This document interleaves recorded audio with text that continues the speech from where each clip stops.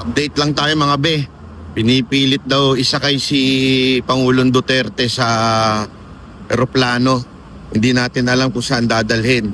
Yan daw ang update, sabi ho ni Mayor Baste. So, antabayan lang daw tayo ha. Antabayanan lang natin yung mga ganap-ganap dito sa paligid. Bantay po tayo. Lagi ho natin tatandaan, manalangin ho tayo. Hindi ho natutulog ang Diyos. Ang ibang mga tao natutulog, pero ang Diyos hindi ho natutulog. Siguro yung mga tulog pa, gumising-gising naman po kayo. Yung mga tulog pa dyan, alam nyo na kung sino kayo, gumising naman kayo. Kawawa. Ako kanina talagang naiyak po ako nung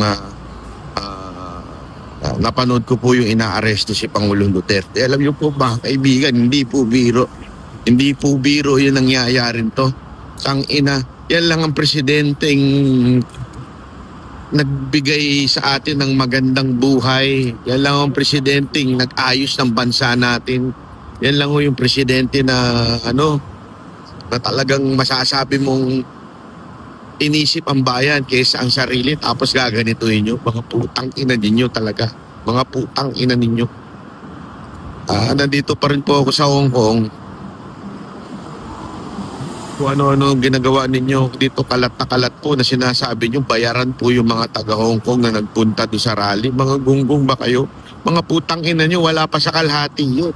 Yung mga nakakilala ko dito na hindi nakapunta dahil punong-puno na, dahil may trabaho pa rin po sila kahit linggo. Kasi may mga trabaho naman yung iba, hindi naman po lahat Tapos yung iba may kailangang gawin pa rin na related sa kanilang mga pamilya dito kaya hindi nakapunta. Pero mga kababayan, ako, naiiyak talaga ako kanina. Walang biro. Hindi ko mapigilan habang kumakain po ako ng noodles. Hindi ako nagloloko. This is not a joke. Habang kumakain po ako ng noodles kanina, nung pinapanood ko yung asawa ni Pangulong Duterte na sinasabihan siya na gusto sumama. Tapos sabi ni Pangulong Duterte, wag na. Dahil hindi kasya sa elevator. Alam mo, grabe, putang ina nyo. Pagkatapos gawin ni Pangulong Duterte yung mahalin yung bayan, pagkatas kayong pagsilbihan kayo mga pulis, mga putang ina. Hindi talaga nakakairita eh. Putang ina, yun lang ang presidente nag-angat ng sahod ninyo, tapos ganyan kayo. Tapos sasabihin nyo, sumusunod lang kayo sa utos. Sino? Utos na mga puti. Putang ina nyo, utos na mga puti. Ba't kayo sumusunod? Ano ba, sakop na pa rin po ba't nila tayo hanggang ngayon? Tuta pa rin po ba tayo ng mga putang ina mga puti na yan? Wala kayong paninindigan. Kayo ang traidor sa bayan. Traidor kayo sa bayan. Mga putang ina nyo. Hindi, yun na masasabi. Hindi, sumusunod lang kami. Ano sinusunod nyo?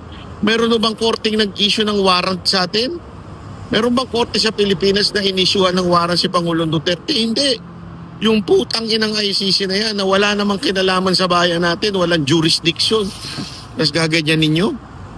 Ukininam kayo, ukininam. Sama-sama kayo dyan.